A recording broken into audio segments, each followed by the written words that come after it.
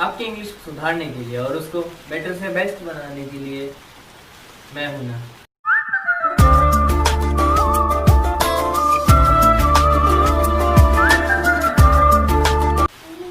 तो हेलो दोस्तों, मेरा नाम है क्षितिज और आज मैं आप लोगों को पहले नंबर का एक क्विक रिकैप कराऊंगा और उसके बाद में अगर बारिश रुक गई तो हम केसेस पढ़ेंगे। तो लेट्स गेट स्टार्टेड। तो जैसा कि आप देख पा रहे होंगे बारिश रुक चुकी, तो चलिए क्विक रिकैप स्टार्ट करते हैं। लास्ट वीडियो में मैंने आपको नंबर्स पढ़ाया था, तो चलिए स्टार्ट करते हैं उसके बारे में। इंग्लिश में टोटल दो तरीके के नंबर होते हैं, सिंगुलर जो एक को डिनोट करता है और प्लूरल जो एक से ज्यादा को डिनोट करते हैं। इसके बारे में सीधा हम बात करेंगे कि हम सिंगुलर को प्लूरल में कैसे कन्वर्ट कर सकते हैं। पहला तरीका बाय सिंपली एडिंग एस। दूसरा तरीका जो noun C H, S H, S, X और जेड से एंड होता है उसके अंदर हम लोग ई एस लगा सकते हैं उसको प्लूरल में कन्वर्ट करने के लिए। तीसरा तरीका होता है वाई ऐड करने का। अगर वाई के पहले कॉन्सोनेंट आ रहा हो, कॉन्सोनेंट्स मैंने आपको बताया था कौन से होते हैं, अगर वाई के पहले कॉन्सोनेंट आ रहा हो तो हम लोग वाई की जगह पे आई ई एस लगा देते हैं। अगर वाई के पहले वॉवल आ रहा हो तो हम सिंपली एस लगा देते हैं। उसके बाद में चौथा तरीका होता है कि अगर नाउन ओ से एंड हो रहा है और उसके पहले कॉन्सोनेंट आ रहा है तो हम उसको ई एस लगा देंगे। लेकिन अगर नाउन एंड हो रहे हो ओ ओ, आई ओ, ई ओ और वाई ओ से तो हम सिंपली उसमें एस लगा देते हैं। पांचवा तरीका, अगर नाउन्स एफ और एफ ई से एंड होते हैं तो हम एफ और एफ ई की जगह पे वी ई एस लगा देते हैं। और अगर noun F F, E E F, O O F, I E F and R F से एंड हो रहे हो तो हम सिंपली एस लगा देते हैं। अब बात करते हैं हम सिक्स्थ रूल के बारे में। अगर नाउन के बीच में वॉवल आ रहा है तो हम लोग वॉवल को चेंज कर देते हैं। For example M A N का हो जाएगा एम ई एन। वैसे काफी सारे लोगों को इसके प्रोनाउंसिएशन में प्रॉब्लम आता है, तो एक बार मैं आपको बता देता हूं। एम ए एन यानी कि एक मैन होता है मैन, और एम ई एन यानी कि बहुत सारे आदमी होता है man. Similarly W O M A N होता है वुमन और W O M E N होता है विमेन। पहले इंग्लिश के अंदर हम लोग प्लूरल बनाने के लिए उसके अंदर एन और ई एन का यूज करते थे, जैसे चाइल्ड का चिल्ड्रन और ऑक्स का ऑक्सन। उसके बाद में हमने कंपाउंड नाउन्स पढ़े थे कि कंपाउंड नाउन्स के अंदर हमको दोनों के दोनों जो नाउन्स होते हैं उसमें हमको प्लूरल लगाना पड़ता है। उसके बाद में हमने फॉरेन लैंग्वेजेस के एग्जाम्पल लिए थे, उसमें हमने लैटिन, ग्रीक, इटालियन, फ्रेंच और हब्रू लैंग्वेजेस के बारे में बात करी थी। अगर आपने वो वीडियो अभी तक नहीं देखा है तो उसका लिंक आपको डिस्क्रिप्शन में मिल जाएगा, आप जाके देख लेना। फिर उसके बाद में हमने कुछ नाउन्स के बारे में ऐसे बात करी थी जो सिंगुलर और प्लूरल दोनों में ही सेम होते हैं, जैसे डियर, शिप, चल झूठा, शीप। उसके बाद में हम लोगों ने पढ़ा था कि काउंटिंग के अंदर जो नाउन्स का यूज किया जाता है वो हमेशा प्लूरल होते हैं, जैसे score, pair, couple, dozen etcetera. उसके बाद में कुछ नाउन्स ऐसे होते हैं जो सिर्फ प्लूरल में ही काउंट किए जाते हैं, जो कि होता है इनसेपरेबल थिंग्स। पहला यानी कि सिजर्स, स्पेक्टेकल्स एक्सेट्रा। सब्जेक्ट्स यानी कि फिजिक्स, इकोनॉमिक्स, फिर डिजीजेस, मम्स और मीजल्स। फिर मिसलेनियस नाउन्स जैसे कि प्रीमाइसेस, वेजेस। उसके बाद में हमने बात करी थी मीन्स के बारे में। इसके दो मतलब होते हैं, पहला होता है एब्स्ट्रैक्ट आइडिया जिसको हम सिंगुलर में काउंट करते हैं, और दूसरा होता है वेल्थ जिसको हम प्लूरल में काउंट करते हैं। कलेक्टिव नाउन्स को हमेशा प्लूरल में ही काउंट किया जाता है, जैसे कैटल, पीपल, जेंट्री। और कुछ शब्द ऐसे होते हैं जो हमेशा ही सिंगुलर में काउंट किए जाते हैं, जैसे कि अब्यूज, अल्फाबेट। प्लूरल लेटर्स को बताने के लिए, प्लूरल फिगर्स को बताने के लिए, प्लूरल सिंबल्स को बताने के लिए हम लोग अपोस्ट्रोफी एस का यूज करते हैं।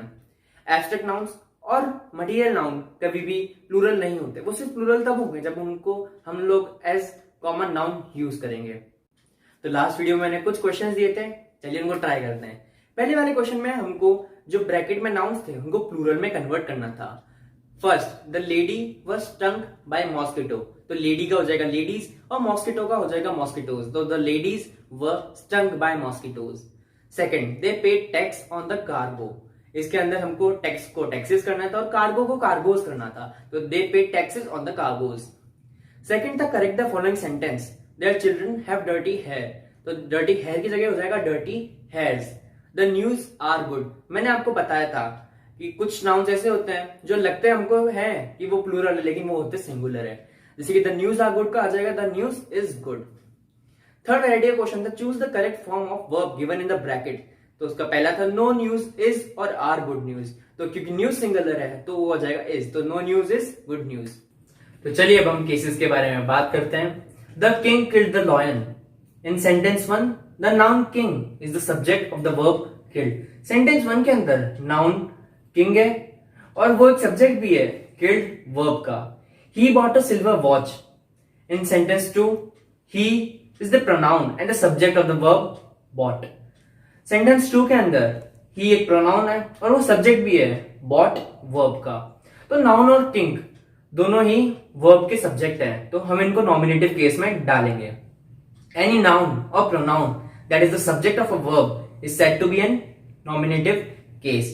कोई भी नाउन या प्रोनाउन अगर वो वर्ब का सब्जेक्ट है तो हम उसको नॉमिनेटिव केस में डालेंगे। और नॉमिनेटिव केस को फाइंड करने के लिए हम लोग हूं और व्हाट जैसे क्वेश्चंस का यूज कर सकते हैं। For example, who killed the lion? The king. Who bought a silver watch? He. The policeman caught the thief. In sentence 1, the noun thief is the object of the verb caught. Sentence 1 के अंदर thief noun भी है और object भी है caught verb का। The book is on the table. In sentence 2, the noun table is the object of the preposition on. Second sentence के अंदर table noun भी है और object भी है on preposition का। Thief which form the object of a verb and table which is governed by preposition are said to be in objective case. Thief जो कि object है verb का और टेबल जो कि एक नाउन है और वो ऑब्जेक्ट है ऑफ अ प्रीपोजिशन, तो इसको हम कहेंगे ऑब्जेक्टिव केस। एनी नाउन और pronoun that is the object of a verb and is governed by a preposition is said to be in the objective case. कोई भी नाउन और pronoun अगर वो वर्ब का ऑब्जेक्ट है और वो गवर्न करता है किसी प्रीपोजिशन को, तो हम उसको डालेंगे ऑब्जेक्टिव केस में। To find objective case we can put whom और what before the verb and its subject. अगर हमको ऑब्जेक्टिव केस फाइंड करना है तो हम लोग whom और what क्वेश्चंस कर सकते हैं। जैसे एग्जांपल लेते हैं हम इसका, whom did the policeman catch? Police ने किसको पकड़ा? आंसर है the thief। This is Ashok's book. Sentence 1 के अंदर Ashoks answers the question whose books and is said to be in genitive और possessive case। अशोक्स ये जो है इसमें हमने अपोस्ट्रोफी एस लगाया है और ये हो जाएगा पॉसेसिव केस के अंदर। सिमिलरली रमन्स पेन इज ब्रोकन, तो इसके अंदर भी रमन्स हो जाएगा पॉसेसिव केस के अंदर। पॉसेसिव केस को फाइंड करने के लिए हम लोग हुज का यूज लेते हैं, जैसे whose book is this. The possessive case of a singular noun is form by adding apostrophe s. Possessive case को सिंगुलर नाउन में बताने के लिए हम लोग सिंपली अपोस्ट्रोफी एस लगा देते हैं, जैसे कि द गर्ल्स पेन, ये लड़की का पेन है। द हॉर्सेस टेल यानी घोड़े की पूंछ। The possessive case of a plural noun ending in s is form by adding apostrophe. Possessive case को प्लूरल में कन्वर्ट करने के लिए, और वो भी जो एस लगा हुआ है उनके एंड में, उसमें अपोस्ट्रोफी लगा देते हैं। जैसे बॉयज बुक्स यानी लड़कों की किताबें, बर्ड्स नेस्ट यानी कि पंछियों के घोंसले। The possessive case of plural not ending in s is formed by adding apostrophe s। जो प्लूरल होते हैं जिनके पीछे s नहीं लगता, जैसे चिल्ड्रन, मैन, उसके अंदर हम लोग उसको पॉसेसिव केस में कन्वर्ट करने के लिए apostrophe s का यूज करते हैं, जैसे men's faces, children's books। The possessive case of singular noun is formed by adding the apostrophe only where too many hissing sounds come together। hissing का मतलब हमारी साउंड्स को हम लोग हिसिंग साउंड्स कहते हैं। जैसे Moses' laws for righteousness sake. House, school, shop are sometimes omitted after a noun in the possessive case. कई बार हम लोग घर को, स्कूल को और शॉप को ओमिट कर देते हैं, जैसे कि he goes to saint Stephen's, हमने स्कूल नहीं लगाया। I think there is a baker's next to the butchers.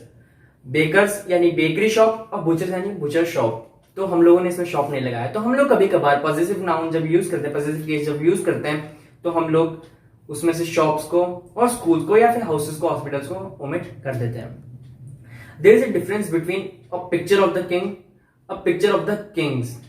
जब मैंने बोला a picture of the king, इसका मतलब है कि ये पिक्चर किंग की है, मतलब ये फोटो जो है वो किंग का है। अ पिक्चर ऑफ द किंग्स यानी कि ये जो फोटो है इसका ओनर किंग है। A friend of Ashok's was on the train, इसका मतलब ये होता है कि अशोक के कई सारे फ्रेंड्स हैं, और अशोक्स फ्रेंड, अगर हम बोलेंगे Ashoks friend was on the train, उसका मतलब अशोक का सिर्फ एक ही दोस्त है। या फिर हम उस दोस्त की बात कर रहे हैं जो ट्रेन में उस टाइम पे प्रेजेंट था। अब बात करते हैं पजेसिव केस के यूजेस के बारे में। It is now used with the nouns denoting living beings. हम लोग पजेसिव केस सिर्फ लिविंग बीइंग्स के साथ में यूज करते हैं, जैसे Mohan's pen, the tiger's claws. हम कभी भी ये नहीं बोलेंगे हाउस इज रूफ, हम सिर्फ क्या बोलेंगे उसकी जगह the roof of the house. हम लोग सिर्फ लिविंग बीइंग के साथ पजेसिव केस यूज करेंगे, कभी भी नॉन लिविंग थिंग के साथ पजेसिव केस यूज नहीं करेंगे। Nouns denoting personified objects. Personified objects मैंने आप लोगों को बताया था क्या होते हैं, हम उनके साथ भी पजेसिव केस को यूज करते हैं, जैसे nature's laws, duty's call. Possessive case हम लोग यूज भी करते हैं स्पेस के साथ, टाइम के साथ और वेट के साथ में। For example a day's work, a few minutes, a tons weight. और कई बार हम लोग पजेसिव नाउन को फैमिलियर जो फ्रेजेस होती है, जैसे कि at arm's length, at his fingers' end, for his mercy sake, उनके साथ भी हम लोग पजेसिव केस को यूज करते हैं। Listen to me Jack, where are you wandering my pretty maid. In these sentences, Jack and maid are the names of the persons or things spoken to or addressed, and they are said to be in vocative case. जब हम किसी के बारे में कुछ बात करते हैं या फिर हम उसको एड्रेस करते हैं तो हम उसको वोकेटिव केस में डाल देते हैं। He gave Sheila a pen. To whom did he give pen? To Sheila. He bought John a watch. To whom did he buy a watch? To John. तो जो शीला और जो जॉन है वो इनडायरेक्ट ऑब्जेक्ट्स हैं और उनको हम डेटिव केस में डालेंगे। अ नाउन और pronoun is in dative case when it forms indirect object of a verb. जब वो डायरेक्ट ऑब्जेक्ट होते हैं तब हम उनको डाल देते हैं ऑब्जेक्टिव केस में, लेकिन जब वो इनडायरेक्ट ऑब्जेक्ट होंगे वर्ब के तो हम उनको डालेंगे डेटिव केस में। और डेटिव केस को फाइंड करने के लिए हम लोग टू हुम या फिर फॉर हुम वाले जो क्वेश्चंस होते हैं उनका यूज करते हैं। तो ये कुछ क्वेश्चंस हैं, आप इनको ट्राई करें। आज के लिए बस इतना ही, और आज हमारा नाउन खत्म भी हो चुका है। अगर आपने इस वीडियो से कुछ भी सीखा हो तो लाइक करें, कमेंट करके बताएं कैसा लगा, अपने दोस्तों के साथ शेयर करें, चैनल को सब्सक्राइब करें और मुझे इंस्टा पे फॉलो करना मत भूलना। Thank you.